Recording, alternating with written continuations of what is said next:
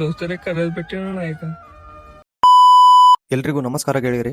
ಇವತ್ತಿನ ವಿಡಿಯೋದಲ್ಲಿ ನಮ್ಮ ವೀರೇಶಣ್ಣ ಆಡುವ ಪಬ್ಜಿ ಗೇಮಿನ ಬಗ್ಗೆ ಅವನ ಅನಿಸಿಕೆಗಳನ್ನು ಕೇಳಕೊ ಹೋಗ್ತಿದ್ದೀನಿ ಗೆಳೆಯರಿ. ಬನ್ನಿ ಏನ್ ಹೇಳ್ತಾನೆ ಅಂತ ಕೇಳೋಣ. 2 ದಿವಸ ಆಯ್ತು ವಿಡಿಯೋನೇ ಅಪ್ಲೋಡ್ ಮಾಡೋಕ್ಕಾಗಲಿಲ್ಲ. ನನ್ನ ಜೊತೆ ಎಲ್ಲಾದ್ರೂ ಮಾಟ ಮಂತ್ರ ಆಯ್ತು ಅಂತ ನಾನು ಅನ್ಕೊಂಡೆ.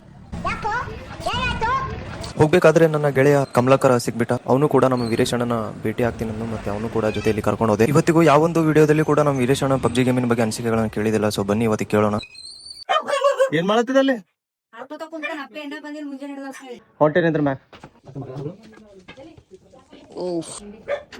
ಏನ್ ಮಾಡತ್ರಿ ಇಲ್ಲಿ ಸುಮ್ಮನ್ ಕುಂತೀರ ಗೇಮ್ ಆಡಿದ ಇವತ್ತು ಇಲ್ಲ ಈಗ ಹೆಚ್ಚಿಗೆ ಆಡ್ಲತ್ತಿಲ್ಲ.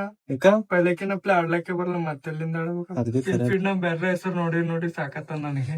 ಅದ ಡೈಲಾಗ್ ಅದಲ್ಲ, ಅಂಬಿ ಬಾಪ್ ಹೇ ಅದೇನೋ ಅಂತ ಅದಲ್ಲ. ಅದೇನು ಅಂಬಿ ಬಾಪ್ ತೆ ಏಕ್ ಟೈಮ್ ಮೇ ಅಬ್ ಕ್ಯಾ ಕರೆ ಪಾಟ್ ಬನ್ ಗೈ ಕ್ಯಾ ಅಂದ್ರೆ ಎಲ್ಲರಿಗ್ ತೋತಿದ್ವಿ ನಾವು ಚಂದ.